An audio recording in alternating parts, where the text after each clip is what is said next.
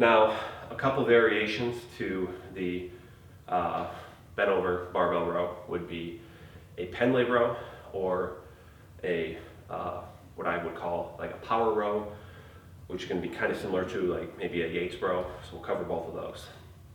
So a pendlay row, the reason I'm covering these two at the same time is when I program for people, a lot of times they don't recognize what the difference is. So it's even experienced lifters sometimes are a little bit less familiar. But essentially a pendlay row, you would want to be extremely, I want to say rigid, but maybe rigid. You want to be in a pretty set body posture throughout the whole rowing range of motion. I like to do them a little bit wider, so maybe more similar to my wide grip row setup. Get everything set, back nice and tight, and then from there, rowing to more toward like my nipple line.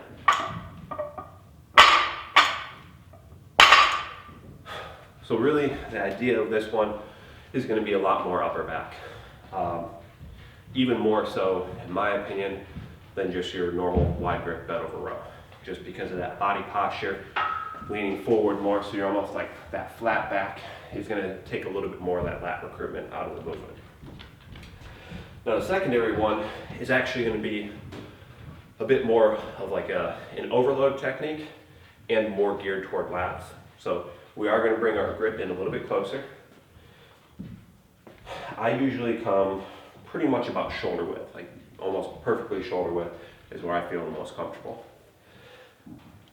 And then with that, so you could either do it from the floor, which is how I like to do it.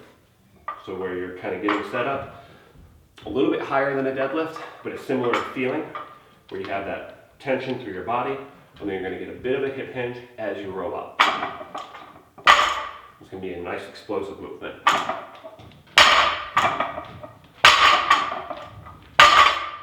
So you notice there's a little more, body English to that range of motion, getting a little hip hinge, and it's very explosive, but also with that closer grip, we are going to be hitting a little bit more lats, and as you're coming up to changing that, hip posture, that's going to change the angle that you're pulling and also help recruit a little bit more lat engagement through the range of motion.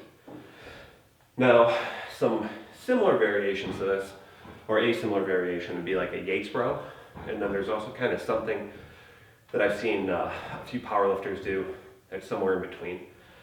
So I'll show both of those. Yates row, or at least that's how I'm familiar with it, it's going to be a similar type of thing, except you're really only coming below the knee. But otherwise you're using that similar body English, and it's very explosive. So you're here.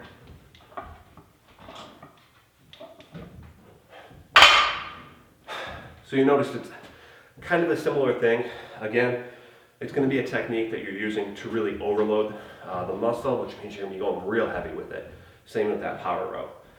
And then the movement that, I don't know what it would be called, but that I have seen somewhere in between would be, I would call it kind of just another form of like what I would call a power row, except you're not hitting the floor. So you're just stopping right before you hit the floor. And so essentially, you're coming here, getting set, then you're coming down and up.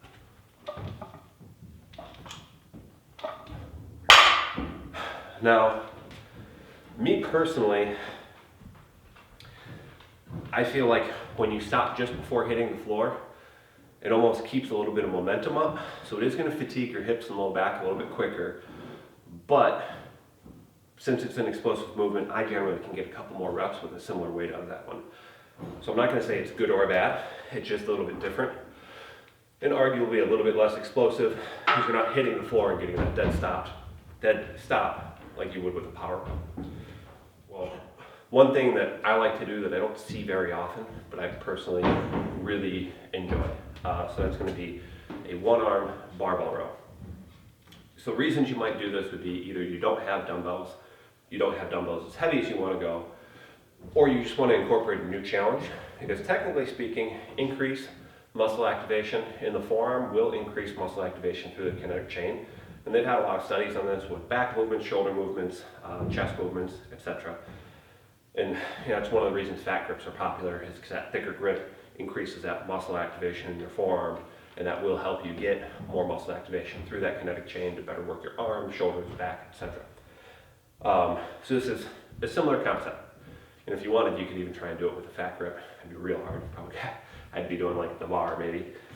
But essentially what you're gonna do is get set up, grab the center of the bar, and you might have to play around with it a little bit to find that exact center for you, especially if you're working with a bar like mine where it does not have a center knurling. If it has a center knurling, it's usually pretty easy to figure out. I usually just kind of play around with it a little bit until I feel like I find center. I try and do one row, and that was pretty good. Sometimes on that first row, I notice the front or back dips a little bit, so I just have to reposition. But once you find that center position, then it's just almost like doing a dumbbell row. I enjoy doing this, just kind of supporting off my knee, and I think just because there's so much muscle activation through the whole range of motion, I figured why not get the core and hips into it a little bit too.